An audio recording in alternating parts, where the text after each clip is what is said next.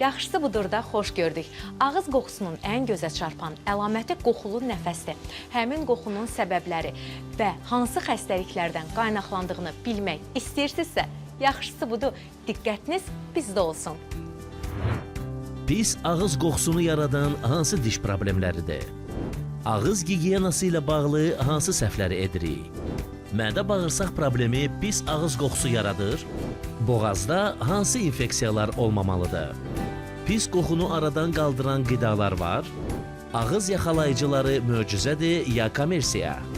Pis ağız qoxusu xərçəng xəstəliyinin əlaməti ola bilər? Az sonra yaxşısı budur da bütün suallara cavab alacaqsınız.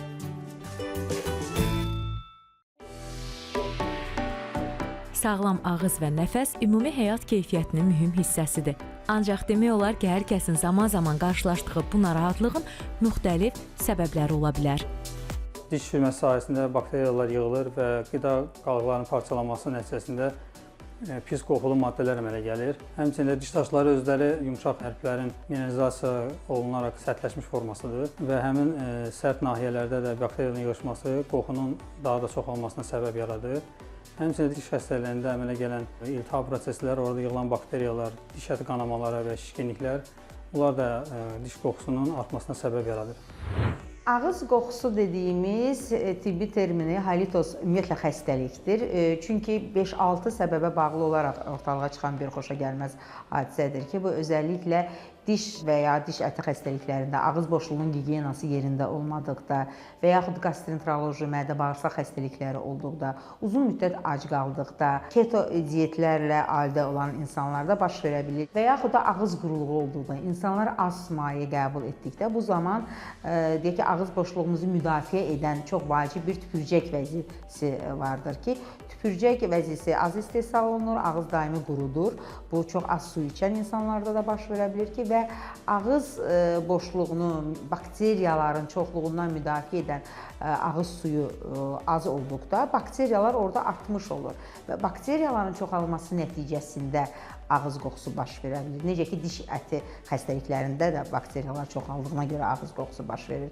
Amma digər məsələ, məsələn, bir dietoloq olaraq özəlliklə bunu vurğulamaq istərdim ki, daha çox keto diyetlər edən insanlarda da, keto diyetdə nədir? Keto cisimciklər aktiv olur. Keto cisimlər, yəni daha çox proteinli bəslənir axı bu insanlar və bir çox proteinlər, tərkibində lif olmayan proteinlər daimi ağızda bakteriyaların çoxalmasına şərait yaradır və keto cisimlər də özəlliklə xoşagəlmə ağız qoxusunun ortalığa çıxmasına şərait yaradır və odur ki, daimi olaraq balanslı bəslənməni biz tövsiyə edirik. Tək monodiyetlər və yaxud keto diyetlər deyil, uzun müddət ac qalmaq qətiyyən olmaz. Məsələn, maye qəbul edin dedikdə insanlar bəzən səhv mayeni qəbul edirlər ki, qazlı içkilər, kofe, bunlar da ağız qoxusunu yarada bilən içkilərdir. Amma doğru düzgün ən neytral maye sudur. Davamlı olaraq gündəlik su dozanızı təmin etsəniz, bu zamanda ağız deyək ki, quru olmur, tüpürcək vəziniz daimi istehsal olunur orada.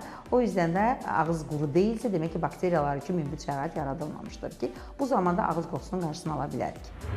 Metabolik xəstəliklər, şəkərli diabet xəstələrində, böyrək xəstələrində də pasientlərin nəinki nəfəsindən, hətta dərisindən belə hər bir xəstənin özünə xarakterik bir qoxusu gəlir. Şəkər xəstələrində, böyrək xəstələrində dəridən və ağızdan keton, asetona bənzər bir qoxu gəlir. Həmçinin qaraciyər xəstəliklərində də pasientlərin nəfəsindən şirin təhər, çürük kimi bir spesifik bir qoxu ola bilir. Xroniki qaraciyər çatışmazlığı olan, qaraciyərin funksional aktivliyində problem olan pasientlərimizdə. Ən çox rast gəlinən səbəbi gastroezofageal reflüks xəstəliyidir. Gastroezofageal reflüks xəstəliyi mədə möhtəviyyatının qida borusuna keçməsi, atılması nəticəsində yaranan bir haldır. Bu halda deməli pasientin sinədə yanma, göynəmə, qıcqırma, turşuluq kimi şikayətləri olur, həmçinin ağız qoxusu şikayəti olur. Gastroezofageal reflüks xəstəliyi ən çox rast gəlinir diafraqmal yırtığı olan pasientlərdə. Diafraqmal yırtıq tibbi dildə biz buna hiatal herniya deyirik. Döş qəfəsi ilə qarın boşluğunu ayıran diafraqma pərdəsinin üzərində qida borusuna məxsus bir dəlik var. O dəlikdə yırtılma baş verəndə mən əyani şəkildə də bunu nümunələr üzərində göstərmək istəyərdim ki, qida borusunun mədəyə keçid yerində olan, bax bu nahiyədə kardial sfinkter biz deyirik. bax bu kardial sfinkterin boşluğu yaranır. Yəni klapan tam yaxşı bağlanmır. Və belə olduğu halda mədə möhtəviyyatının qida borusuna atılması çox asan olur. Adi fiziki hərəkət zamanı pasiyent bir qədər önə gövdəni əydikdə belə mədə möhtəviyyatı çox rahatlıqla qida borusuna qayıdır və aydın məsələdir ki, mədə möhtəviyyatının çox naxoş, turş bir qoxusu var və o da pasiyentin ağız qoxusunun gəlməyinə səbəb ola bilir. Bəzi hallarda isə sfinkterin özündə heç bir problem olmur. Sırf sinirsəl, sinir psixi vəziyyətdən asılı olaraq tez-tez belə deyək, qafaqda boşalma halları yaranır. Qafaq özü orqanik cəhətdən zədələnməsə belə, dəfələrlə atılım çox sayda olduğuna görə xəstə o reflüksun şikayətlərini, o cümlədən də ağız qoxusunu hiss edə bilir. 70-80% hallarda ağızdan pis qoxu gəlməsinə səbəb üst tənəffüs yolları infeksiyaları, burun, damaq problemləri, burun tənəffüsünün çətin olması səbəb olur. Burun tənəffüsü çətin olan zaman insanlar ağzı açıq yatırlar. Ağızda quruluq, tüpürcək fəzlərinin ifrazı azalması, tüpürcəyin azalmasına gətirib çıxarır. Bu da bakteriyaların ağız boşluğuna yığılmasına və nəticədə ağızdan pis qoxu gəlməsinə səbəb olur. Ağız qoxusu problemlərindən biri də ağız ifrazının azalması və ağız quruluğu vasitəsilə dil səthində yığılan bakteriyalar, ölü hüceyrələr də pis qoxuya səbəb olur.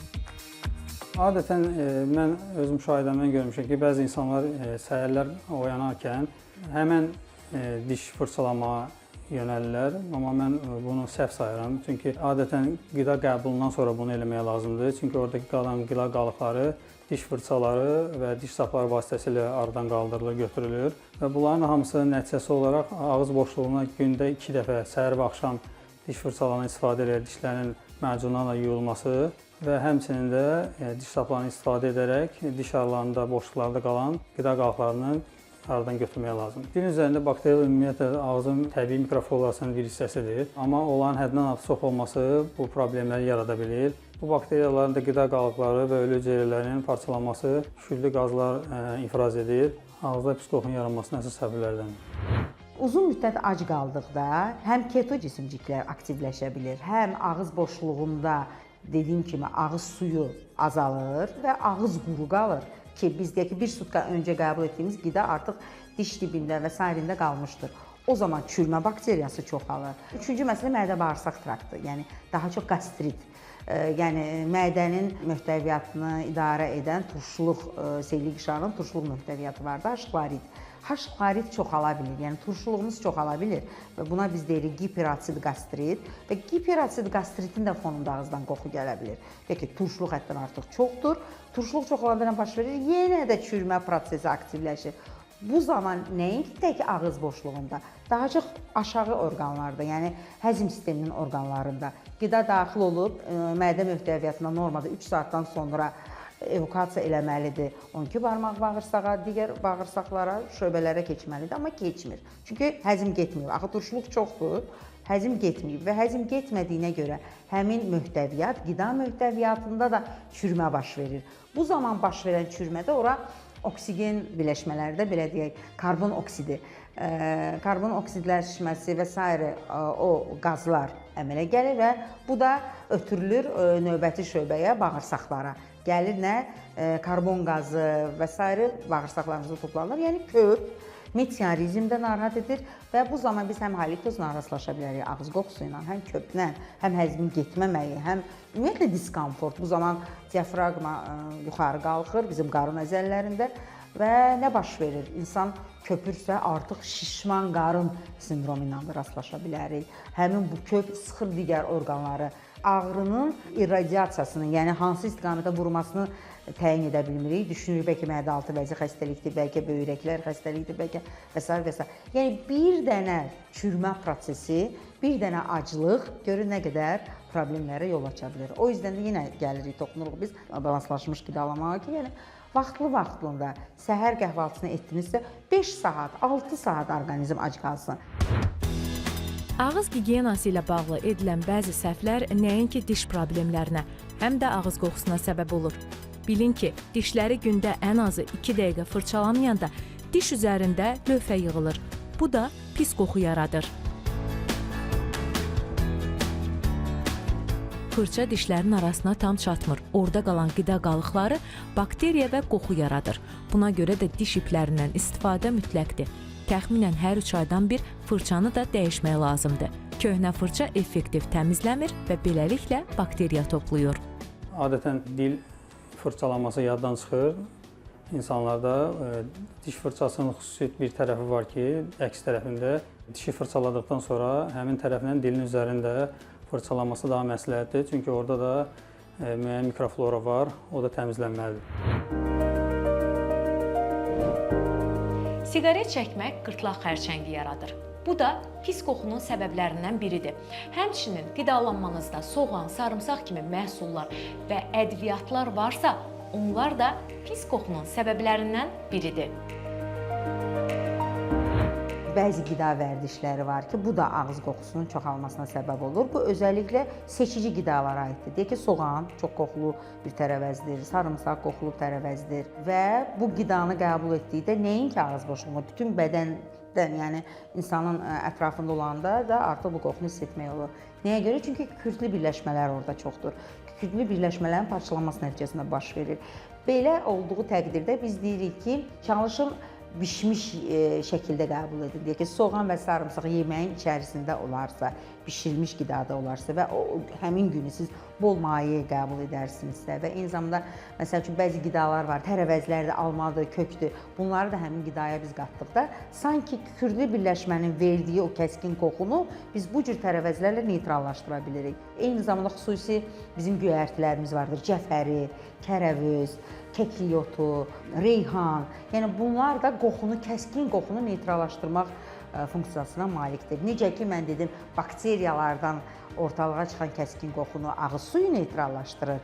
Qida vərdişi nəticəsində də kəskin qidaları, deyək ki, bir insan ancaq sevir də bu kəskin qidaları yeyə bilir ki, halbuki bunlar həm də xeyirli qidadır. Biz həmişə söyləyirik, axı kükürtlü qidalar həm də orqanizmi detoks edir, biz deyirik, qaraciyər üçün ən vacib qidadır. Sarımsaq immun sistemini ən çox dəstəkləyən kükürtlü qidadır. Kələm qrupu, kükürtlü, soğan.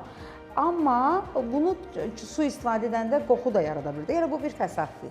Yan təsirini də yarada bilir. Onun qarşısını necə alırıq? Biz bu cür reseptlər düşünərək, yəni yanında onun qoxusunu neytrallaşdıran bir deyək ki, köməkçi maddələri, köməkçi qidaları əlavə edərək. O yüzdən də yenə də gəlirik, toxunuruq balanslı qidalanmağa ki, doğrudan da ən unikal dietologiya elminin ən əsas maddəsidir ki, balanslaşmış qida görün bizi nə qədər həm sağlam edir, həm xroniki xəstəliklərdən qoruyur, həm iltihab, virus, infeksiyalardan qoruyur və eyni zamanda bu cür xoşagəlməz hadisələrdən də qoruyur. Halitos zamanı ağız qoxusunu azaldan təbii ki, qidalar da vardır, yəni xüsusi vasitələr vardır.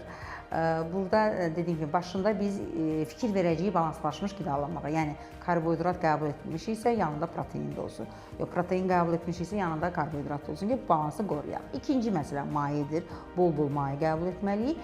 Üçüncü məsələ, məsələn, kəskin qoxulu, dediyim kimi, kükürtlü birləşməsi olan qidalar qəbul etdikdə, onu neytrallaşdıran qidalar nədir bu? Məsələn, özəlliklə biz həmişə bu düşünürük ki, qidaya dad verən tərəvəzlərdir. Bu reyhandır, bu cəfəridir, bu kərəvözdür, kekliyotudur, sumardır. Baxın, bunlardan istifadə edirik və yaxud da qoxu var, insan nə etməlidir ki, bu qoxu getsin? Həmin nanə çeynəməklə, bu da gözəl bizim bitkilərdəndir. Nanə, həmin an müəyyən qoxu var, götürüb alma yeyə bilər, kök yeyə bilər və yaxud alma ilə kök bir yerdə salat edib üzərini bol-bol nanə ilə onu zənginləşdirə bilər ki, bu zaman o ağız qoxusunun bir növ qarşısını almağa cəhd etmiş oluruq və yaxud da bol su içə bilər, ətirləndirilmiş su, yəni içərisinə limon sıxılmış, greyfurt dənəcikləri atılmış, alma dilimləri doğranmış, darçın, tozu səpilmiş suyu da içərkən o zaman da yenə biz ağız qoxusunu neytrallaşdıra bilirik. Bəzi mədə-bağırsaq problemləri də ağız qoxusuna təsir edə bilər. Əgər qoxu ilə birlikdə tuş gəyirmə, mədə ağrısı və ya şişkinlik varsa, o zaman bu ehtimal daha da artır. Qoxunun səbəbləri çoxdur. Kardial qapaqla bağlı problem olmasa, mədədə yaşayan infeksiyalar, Ən çox da günümüzdə çox aktual olan Helicobacter pylori infeksiyasının varlığı deməli ağız qoxusuna səbəbiyyət verir. Ümumiyyətlə mədənin hərəkətinə bağlı problemlər, biz buna deyirik hipomotor problemlər, gastroparezlər. Belə olduğu hallarda mədə hərəkəti çox zəiflədiyi üçün qida mədədə uzun müddət qalır. Normalda 3-5 saat arası qalmalıdır, ortalama müddəti 4 saatdırsa, belə pasientlərdə qida qalığı sutka ilə mədədə ləngiyə bilir və orada çürümə prosesləri gedir, nəfəsdən pis qoxu hiss olunur. O cümlədən mədə xoraları, eroziyalar, mədədə deməli uzun müddət davam edən xroniki iltihabi xəstəliklər hamısı ağız qoxusuna səbəb ola bilir. Həmçinin bağırsağın problemləri, bağırsaqda bakterial artımın çox olması, mikrob ya da virus mənşəli enteritlərin olması, bağırsaq keçməməzliyi, uzun müddətli, yəni günlərlə qəbz olan insanlarda da çox nadir də olsa ağız qoxusu görülə bilir. O cümlədən ağız qoxusuna ən çox səbəbiyyət verən problemlərdən biri də öd və öd çıxarıcı yolların xəstəlikləridir. Bu zaman xəstə bizə ağız qoxusu ilə bərabər ağızda acılıq, bəzən çox belə aydın şəkildə ifadə edilir. Doktor, lax yumurta tamı gəlir. Bu lax yumurta qoxusu hətta kənardan belə hiss oluna bilir. Bu öd çıxarıcı yolların xəstəliklərinə bağlı olan, rastladığımız öd reflüksı olan hallarda biz qoxu problemlərini görürük və yaşayırıq. Ağız qoxusunun mədədən qaynaqlandığını demək üçün bəzi müayinələrdən keçmək mütləqdir. Əgər problem qapağa bağlı problemlərdirsə, biz burada xəstəyə sözsüz ki, müalicə təyin olunur. Turşuluq salan preparatlar, proton pompa inhibitorları, antasid və alginatlar neytrallaşdırıcı turşunu veririk. Mədə-bağırsağın motorikasını, hərəkətini tənzimləyən preparatlar veririk. Lakin həmişə pasientə izah olunur ki, əgər qapaqla bağlı bir problem varsa, müalicənin 50% dərmanların üzərindədirsə, 50% pasientin həyat tərzi qaydalarına əməl etməsi ilə bağlıdır. Əgər pasient davamlı şəkildə sfinkterin qıcıqlanmasına səbəb olan qidalar qəbul edirsə, doktor, mən tünd kofedən əl çəkə bilmirəm, ya kafeinə bir bağımlılığım var, çayı tünd içirəm, daim tünd şokolad yeyirəm. Bəzi insanlar var, sirkə, soğan, sarımsaq, yəni belə bir şey qidalara çox üstünlük verirlər.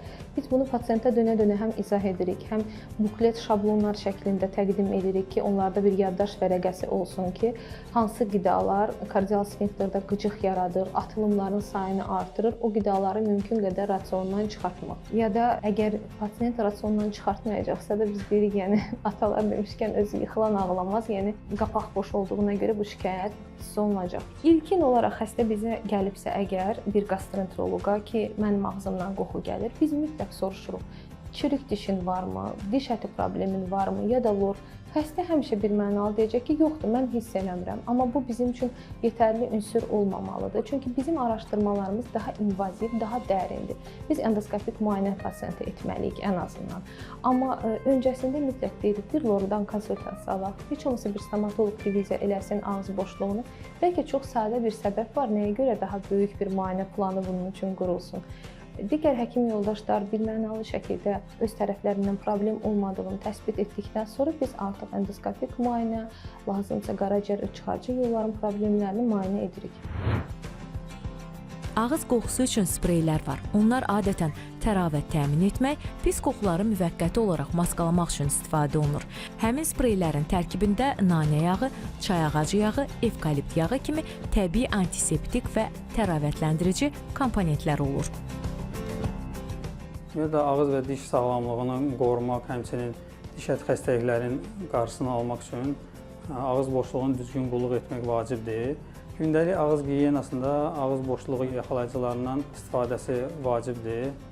Çalışmaq lazım olan istifadə olunsun. Çünki fırçaların və diş saplarının gedə bilmədiyi nahiyələr var ki, ağzın arxa tərəfləri var ki, həmin boşluqlara ağız yaxalayıcılar vasitəsilə daha intensiv təsir etmək olur. Ağız yaxalayıcıların istifadə edərkən öncədən həmin şirkətin özünü bu sahədə doğrultduğunu müəyyənləşdirmək lazımdır. Çünki bəzən olur ki, bazara elə məhsullar daxil olur ki, onların ola bilər tərkiblərində göstərilsin ki, filan maddələr var, amma komponentlər var, amma olmaya bilir və o da gələcəkdə ağızın seyirlik şahsında müəyyən fəsadlar törədə bilir. Çünki hər bir ağızla yaxalayıcının tərkibində iki komponentlərdən var. Bir əsas komponentlərdir, bir də aktiv komponentlərdir. Əsas hissəsində onun sudur, gliserindir, bir də aromatizatorlar olur. Aktiv komponentlərinə isə aid antiseptiklər, peroksidlar daxil olur, natrium bikarbonatlar və bitki ekstraktları üstünlük təşkil edir. Əsasən o tanıdığımız, bildiyimiz, sınaqdan keçirilmiş ağız yaxacığından istifadə olması daha məqsədə uyğundur. Bunlar hamısı profilaktik işlərdir və əsasən çalışmaq lazımdır ki, hər hansı bir problem yaranarsa ağızda, onun çox dərinləşməyini gözləmək lazım deyil. Hər hansı bir xırda bir nüans görərkən həkimə müraciət etməyə vacibdir. Ağız boşluğunun bəzi sahələri var ki, insan özü görməyə bilər, amma həkim tibbi vasitələrdən istifadə edərək müəyyən xəstəliklər, müəyyən problemləri müəyyən edib onu aradan qaldırma şərait yarada bilər. Mixək ağız qoxusunu götürür, amma bunun mexanizmi var. Mixək ağız boşluğunda yaşayan bakteriyalarla, göbələklərlə mübarizə aparır. Təbii ki, onların qarşısı alındıqca da qoxu bastırılmış olacaq. Biz ümumiyyətlə pasientlərə profilaktik olaraq heç qoxu problemi olmayanlara da mixək çeynəməyi tövsiyə edirik ki, mədə-bağırsaqda olan bakteriyalarla təbii mübarizə üsulu kimi. Amma bu təbii ki, birmənalı bir mübarizə olmayacaq. Nəyə görə? Çünki ola bilsin ki, pasientin ağzından gələn qoxu səbəbi öd reflüksudur. O nə qədər mixək çeynəsə də, dişini fırçalasa da, təmizləsə də görəcək ki, qoxu labüddür. Ya da qaraciyər xəstəlikləri səbəbindən pasientdən qoxu gəlir. Yenə də bütün mübarizələr apardığı, yəni o təbii üsullar, vasitələr əhəmiyyətsiz qalacaq, nəticəsiz qalacaq daha doğrusu. Ona görə ilkin olaraq təbii ki, hər kəs gigiyenasını əməl etsin, mayesini qəbul etsin. Siz deyən kimi laf mixək də istifadə edə bilər. Amma əgər qoxu daimidirsə, qida qəbulu ilə əlaqəli deyilsə, təmizləməklə dişləri keçmirsə, təbii ki, həkimə müraciət etməlidir. Badamcıqların içindəki kiçik çuxurlarda qida qalıqları ölü hüceyrilər və bakteriyalar tonzilləri yaradır. Həmin tonzillər də pis qoxunun səbəblərindən biridir. Əgər bu problemlə rastlaşmısınızsa, mütləq lora müraciət etməlisiniz. Burun udlaqda yerləşən adenoidin böyüklüyü həm burun tənəffüsünün çətinliyinə gətirib çıxardır, həm də adenoidin özünün iltihabı adenoid üzərindən daimi postnazal axıntıya səbəb olur. Bu da nəticə etibarilə ağızdan pis qoxu gəlməsinə səbəb olur. Eləcə də damaq badamcıqlarının müxtəlif infeksiyaları, damaq badamcıqları üzərində olan lakunalarda yığılan qida qalıqları, bu qida qalıqlarının çürüməsi bizim maqma adlandırdığımız tonzil daşlarına çevrilməsi və nəticədə ağızdan pis qoxu gəlməsinə səbəb olur. Eləcə də məsəl üçün uşaqlarda reflü olması, uşaqlarda daha doğrusu reflünün olması da ağızdan pis qoxu gəlməsinə səbəb olur. Bəzən çox kiçik yaşlı uşaqlarda səhər yuxudan oyanan zaman ağızdan pis qoxu gələ bilər. Bu normal haldır. Dişləri yuduqdan sonra, dil üzərindəki ərpi təmizlədikdən sonra ağız qoxusu keçib gedir. Bu tamamilə normal bir haldır. Lakin dişləri yuduqdan sonra da ağızdan pis qoxu gəlməsi davam eləyirsə, bu artıq altda yatan hər hansısa bir səbəbin daxili xəstəliklərdən xəbər verici bir haldır. Ağızdan pis qoxu gəlməsi ona görə ciddi bir hal hesab olunur ki, həm insanların ünsiyyətini zəiflədir, həm özünə inamı azaldır, həm də ki, hansısa bir altda yatan xəstəlik haqqında bizə xəbərdarlıq edici bir əlamətli bir məlumat verir. Əgər ağızdan pis qoxu gəlirsə, mütləq şəkildə həm mədə-bağırsaq traktı, həm dişlər, həm də burun-boğaz yoxlanılmalıdır. Yəni bu bir neçə orqanın xəstəliyindən bizə xəbər verir. Burun və sinus problemləri də ağız qoxusunun səbəblərindən biri ola bilər, xüsusilə də xroniki hallarda. Ağız udlaqda yerləşən damaq badamcıqlarının hərəsinin üzərində 16-18 ədəd lakunalar olur. Əgər məsəl üçün xəstə tez-tez boğaz infeksiyası keçirdisə, bu lakunalar genişlənir. Qida qalıqları hər zaman qidalanma zamanı gedir, orada yığılır, lakunalarda yığılır və bu bir neçə gün müddətində çürüyür. Biz onu maqma adlandırırıq, tonzil daşları. O çox üfunət qoxulu bir yığıntılardır və ağızdan pis qoxu gəlməsinə səbəb olur. Əgər ağızdan pis qoxu gəlmə səbəbi məhz tonzil daşlarıdırsa, məsləhətdir ki, tonzilektomiya əməliyyatı, yəni damaq badamcıqlarının götürülməsi əməliyyatı icra olunsun. Çünki ora infeksiya mənbəyidir. Bu artıq damaq badamcığının xəstə olduğunun göstəricisidir. Sinusitin ağız qoxusuna təsiri necədir? Təbii ki, sinusit olması birbaşa ağızdan pis qoxu gəlməsinə səbəb olmur. Lakin burun ətrafı ciblərdə, sinuslarda irinli iltihabi prosesin olması bakteriyaların inkişafı üçün şərait yaradır. Bu da postnazal axıntıya gətirib çıxardır və nəticə etibarilə ağızdan pis qoxu gəlir. Boğazda olan infeksiyalar ağız qoxusunun tez-tez gözdən qaçan səbəblərindən biridir. Xüsusilə bakterial infeksiyalar zamanı qoxu daha da kəskin olur. Burun tıxanıqlığı, burun balqlaqlarının hipertrofik olması və yaxud da burun udlaqda yerləşən adenoid burun tənəffüsünü çətinləşdirdiyi üçün insan başlayır ağız açıq qalmağa, ağız açıq yatmağa, bu da ağızda quruluğa, tüpürcək ifrazının azalmasına və nəticədə bakteriyaların inkişafına, dolayısıyla yolunda ağızdan pis qoxu gəlməsinə səbəb olur. Üst tənəffüs yolu infeksiyalarından məsəl üçün təkrarlanan tez-tez tonzilitlərdir ki, kataraldır, lakunar anginalardır ki, ağızdan pis qoxu gəlməsinə səbəb olur. Ağız qoxusu çox vaxt sadə səbəblərə bağlı olaraq meydana gəlsə də, bəzən ciddi sağlamlıq problemlərinin xəbərçisidir. Əgər ağzınızda olan pis qoxu daimi və keçməyən bir problemdirsə, həkimə müraciət etməyi gecikdirməməlisiniz.